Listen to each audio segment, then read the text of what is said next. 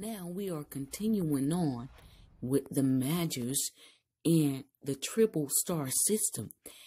It is said that the Magus probably came from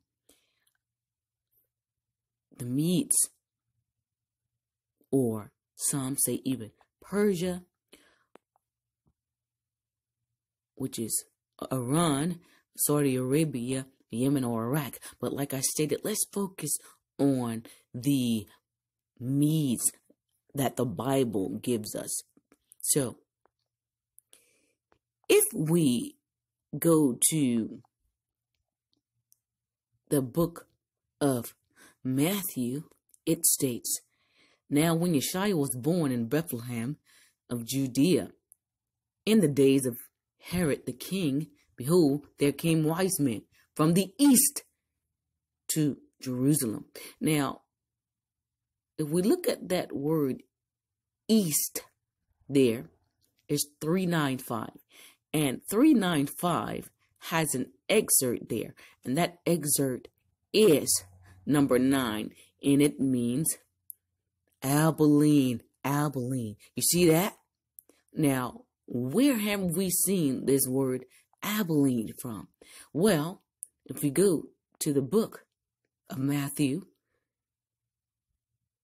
24, it states, "For as lightning cometh out of the east and shineth even unto the west, so shall also the coming of the Son of Man be." And it has an excerpt there once more, which is G9. And it means Abilene. Look at that. The region of Syria between Lebanon and Hermon. And remember, we spoke about that in the King's Star. What happened at Mount Hermon? Well, this is where the 200 angels took their oath and descended down upon Mount Hermon, or Mount Hermon. And this is what is happening. Now, it also has an excerpt in Luke, which states Anatole. And we're going to discuss that later on, because that is better known as Turkey. Some say, Orion is in front of Turkey there on Mount Nimrut. And what happened at Mount Nimrut, you have Antiochus Epiphany there. And but that's for another video. Now let's continue on. Now, we spoke about Orion, and it means Orion, the constellation, and we just discussed that, the Bible states that some of these wise men, or these wise men, were from the Medes or Persia, but the Bible says the Medes, so we're going to go with the Medes. Now, what's happening in Isaiah 13? Isaiah 13 states at verse 10, "For the stars of heaven and the constellations thereof shall not give their light. The sun shall be darkened in his going forth, and the moon shall not cause her light to shine." Now, let's look at that word constellation. It comes from 3685. Oh yes, it means Orion, the constellation, the same Orion that is spoken of in the book of Job. You see that? Now, let's go to Isaiah 13 and 17, and it states what's going on with this constellation being shaken at the same time. It states, "Behold, I will stir up the Medes against them, which shall not regard silver, and as for gold, they shall not delight in it." So Orion, the 3 wise men, or the wise men, if you will, the Magus, and the constellation that will not give its light.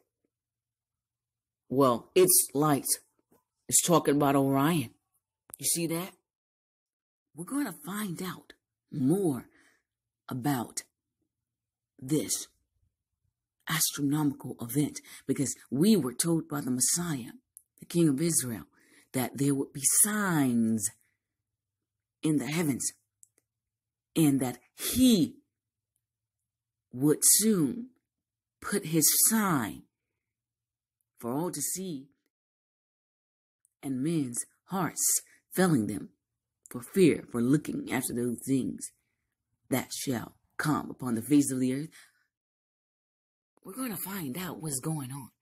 For we were told by the king of Israel, immediately after the tribulation of those days shall the sun be darkened, and the moon shall not give her light, and the stars shall fall from heaven, and the powers of the heavens shall be shaken, and then shall appear the sign of the Son of Man in heaven.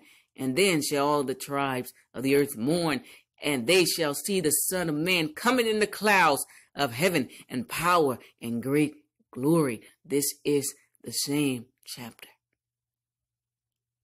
Let's find out more about what Yeshaya has given us as far as his sign, the Magos, triple star system, constellation Orion, MEDO Persia, the wise men.